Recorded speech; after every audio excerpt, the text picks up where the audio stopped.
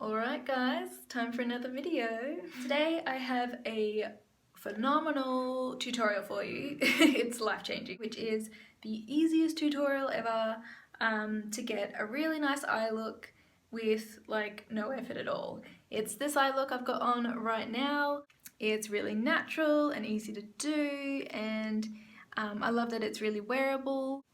And I have way too many people in my life asking me how to do a look like this all the time, like they think it's really difficult, and it's really not. It's honestly just a 4-step process that I figured out to get a really nice eye look the express way. So I thought I'd do a video to break it down and make it really easy.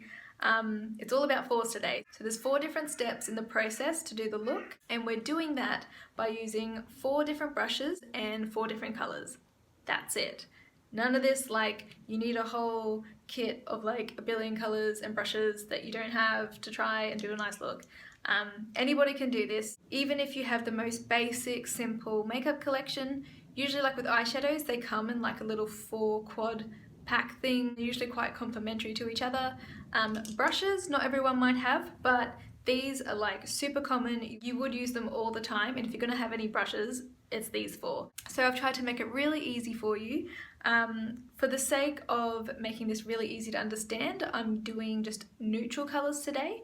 You could definitely do this look with any color you wanted, and with shimmers and glitters and all sorts of wonderful things. But to keep it really basic so that you can understand the concept, I'm just doing neutral matte colors, and I'm using the Morphe 35N palette, which looks like this, just because they're all very neutral shades that are pretty generic. You'd find these colors in any basic neutral palette. So of course you don't have to use this palette, you can use whatever you've got that's similar. This is just a good representation of what most people have. So I'll be showing you the 4 different steps. There's a brush and a color per step. So yeah, if you want to see how I put this look together with just 4 different colors and 4 different brushes, then watch this tutorial coming right up. So step number 1. The first brush we use is a big fluffy brush, which looks like this. You can see it's really big, it's really fluffy, it's got long bristles, and it's like a dome shape. This is really essential with getting a seamless blend up in this area. Because of the long bristles, it can move that color around and fade it out. So that's really important. Big fluffy blending brush. This one here is the Soft Dome brush by Makeup Geek, but you can get these everywhere. I have a NYX one, I have a Zoeva one, MAC have a few, really easy to find. So you just grab a big fluffy brush like this, then you grab a color that is 1 to 2 tones darker than your natural color. So for me, being so pale, I would be grabbing from something like this, somewhere around either these 2 or these 2 here. They're pretty much the same tone, they're just different undertones, so like pinks or yellows, but they're pretty much just slightly darker than my skin tone. This one here and this one here is kind of like my skin tone, so these other 4 are kind of where I'm going. So I think I'll just get this one for this example. And I'm just going to brush that into the crease, which is this area up here near the brow bone, and just do windshield wiper motions back and forth, just like this. And so what that's going to do is it's going to define this brow bone. This is particularly important if you have a monolid, or if you have hooded lids like me, or if you've got aging skin where it's starting to droop a little bit. This is going to help define that brow bone that is that might not be so defined, that might be disappearing a little bit, or maybe it's just not there. So you're just going back and forth like this. It's nothing difficult.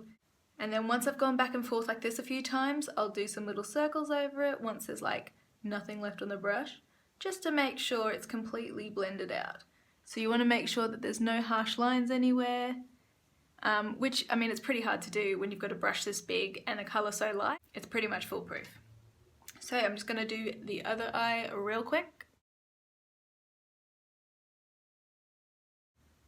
Now it's up to you where you place this. You don't have to put it in the eye socket yourself. I tend to go a little bit above, like right on the brow bone there, just because it lifts the eyes a little bit and makes them look a bit higher and more pronounced. So I just prefer it that way, but it's up to you, depending on your eye shape. You can go over this as many times as you like and keep darkening it up. As always, start with a little bit and work your way up. But I think the point is here that you just want a subtle definition. But for now, let's move on to step number 2. Okay, so we're trading in the big fluffy brush for a brush that is still fluffy but slightly smaller. So this time we're going in with this brush here. I'll compare it to the first one so that you can see what I'm talking about. So this is the first brush we used. It's like massive and really flexible. This one is essentially the same thing. It's the same shape. It's just slightly smaller. It's just the bristles aren't quite as long and it isn't as wide. So it'll help just kind of bring that colour into focus a little bit more around the eyes. So I think the importance here is that it's kind of rounded and it has long bristles. That's all you've got to look for. This one in particular is the Defined Crease Brush by Makeup Geek, but like I said, pretty much every little kit you can buy comes with these kind of brushes. So for step 2, with the colours, we've gone in with a colour that's, 1 to 2 tones darker than your own skin tone. So it keeps it very natural. But now we're going to go deeper. So you want a shade that's just slightly deeper than that again. So from this palette, I would start looking in this vicinity.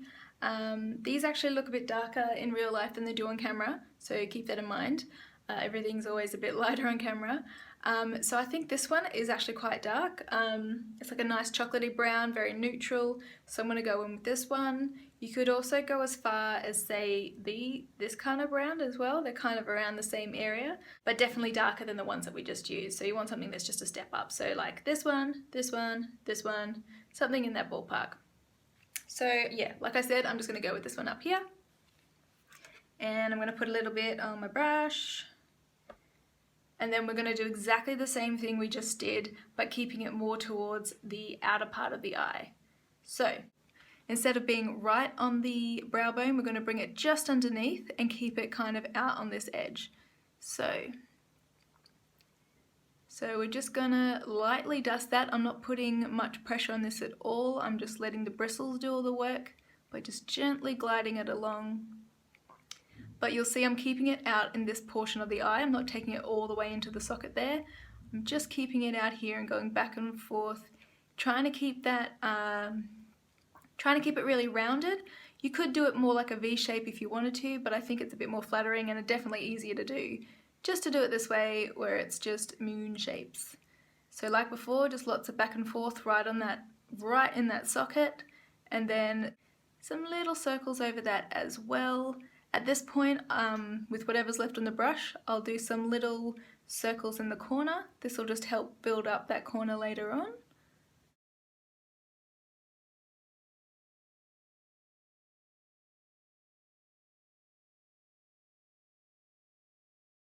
So I could leave it there where it's at the moment. You can see it's added a lot of definition already, but I'm going to keep going and just deepen that up a little bit more. Just to make it look a bit more sharp and precise. So I'll just go over again in the same spot on both eyes, keeping it on the outer corner, brushing back and forth, and then doing little circles on the outside.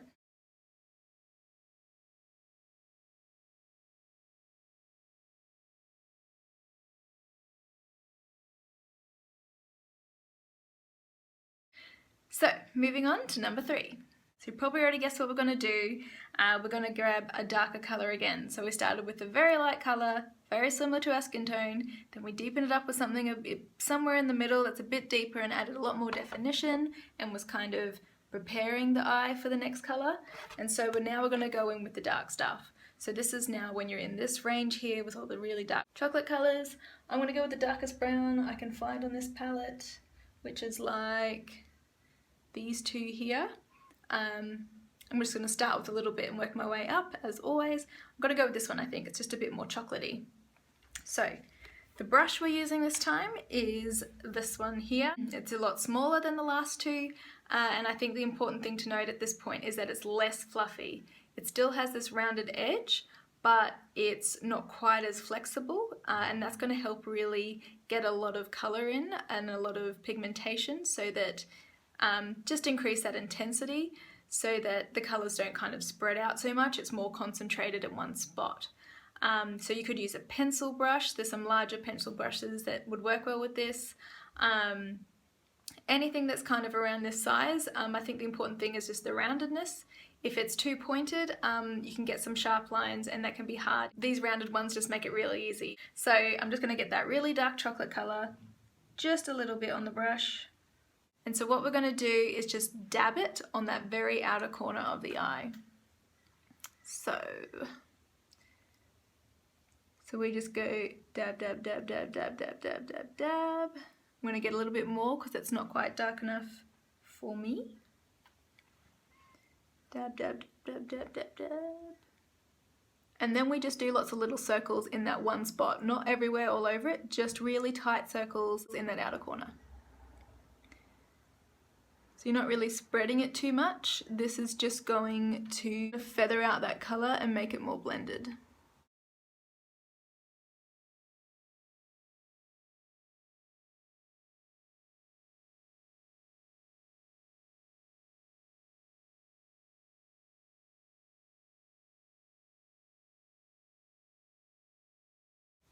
And so as part of this step, which you don't have to do, I just get a little bit of that colour on the same brush and I just run that along my lower lash line. Certainly not needed, but I find it helps connect the top to the bottom and makes it look like a more, it just kind of draws the look together.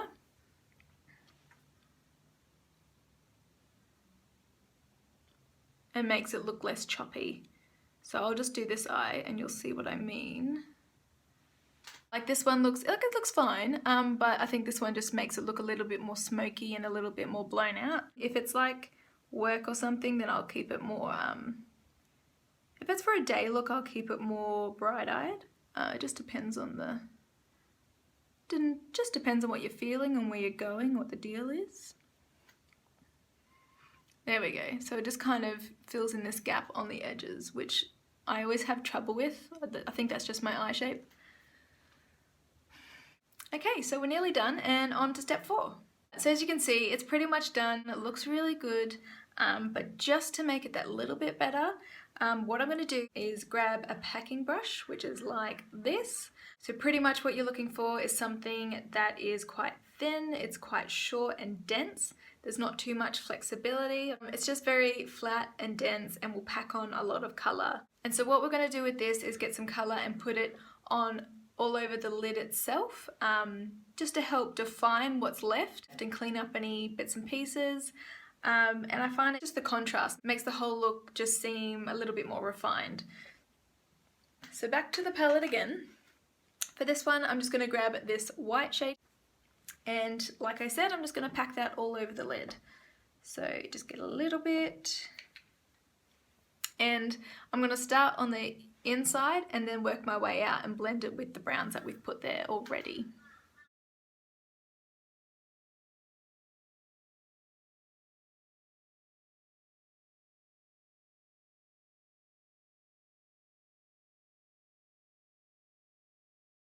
So comparing those two, you can see how much this has just kind of highlighted that eyelid, which can get a bit lost with all the other colours going on. This is the part where you can have a bit of creativity and put some sparkles, anything that'll just bring some pizzazz to the look. This is where you'd put it to kind of draw that attention back to the lid itself. Okay, so mascara is on and there is the completed look. You can certainly amp this up even more with false lashes or some eyeliner, but even just this, gosh, for an everyday look that takes no time at all, this looks incredible. Yeah, so just to recap, 4 steps. 1 is blending the brow bone, 2 is blending the crease just below that, 3 is just doing little circles on the outside, and then 4 is just putting that white, or really putting that bright colour over the lid itself. Done. Takes no time at all, and the more you do it, the faster you get, and it's like 5-10 minutes, you've got this really nice eye look with no effort at all. It's fantastic. As I said at the start of the video, I just used neutral colours for the sake of wearability and so that it's easy to follow, but of course you can use the same method with different colours, different textures, and it completely ramps it up again.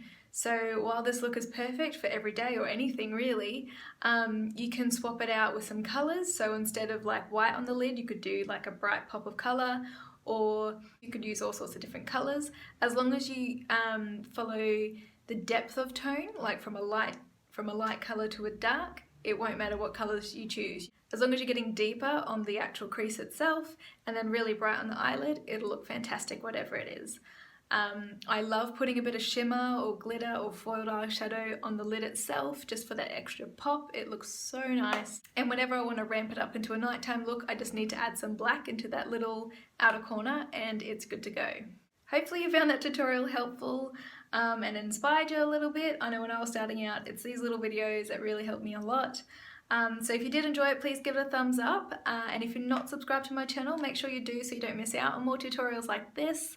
If you want to chat or just ask a question, then please leave a comment below or contact me on social media. All the links are down below as per usual. Otherwise, thank you so much for watching and I'll see you next time.